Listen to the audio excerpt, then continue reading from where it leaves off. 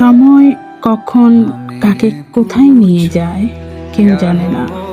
আর যে মানুষটা আপনার কাছে, কাল সে আপনার কাছে নাও থাকতে পারে।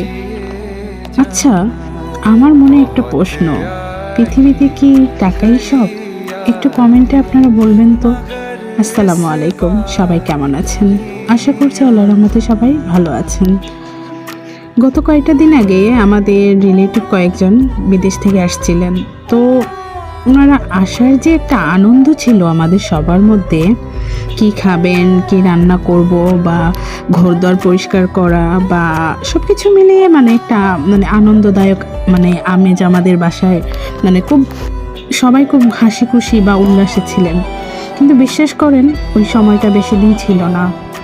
যখন ওনাদের যাবার টাইম চলে আসলো, মনে হলো আসার টাইমটা এত দেরিতে আসলো আর যাওয়ার টাইমটা এত তাড়াতাড়ি। এই তো সেদিন ওনারা আসলেন, তাহলে এত তাড়াতাড়ি চলে যাচ্ছেন? বিশ্বাস করেন, যাদের দূর প্রবাসে আপনজনরা থাকেন, একমাত্র ওনারাই বলতে পারবেন এটা কি যে কষ্ট।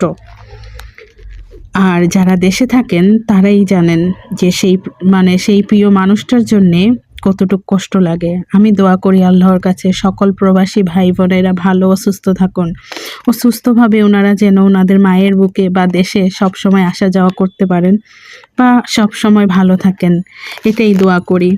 কারণ একমাত্র ওনারাই বলতে পারবেন, যারা প্রবাসে থাকেন বা যাদের ফ্যামিলিতে প্রবাসে আছেন, ওনারাই বুঝবেন এই কষ্ট আপনজন দূরে থাকার। আল্লাহ তাআলা আপনাদের সবাইকে ভালো রাখুক, এই দোয়াই করি। আমার ভিডিওটা যদি আপনাদের ভালো লাগে, আমার এই চ্যানেলটা কিন্তু নতুন, যদি আমার ভিডিওটা ভালো লাগে অবশ্যই আপনারা লাইক, কমেন্ট, শেয়ার করবেন আর সাবস্ক্রাইব করতে ভুলবেন না।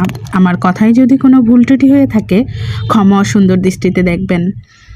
আর এই তো আপনাদের সাথে ভিডিওটা শেয়ার করলাম। ওনাদেরকে সিলেট এয়ারপোর্ট থেকে বিদায় দিয়ে আমরা আবার বাসায় চলে আসছি। আর যাকে বিদায় দিয়েছি উনি প্যারিসে থাকেন। সবাই ভালো থাকবেন। আল্লাহ হাফেজ। আসসালামু আলাইকুম।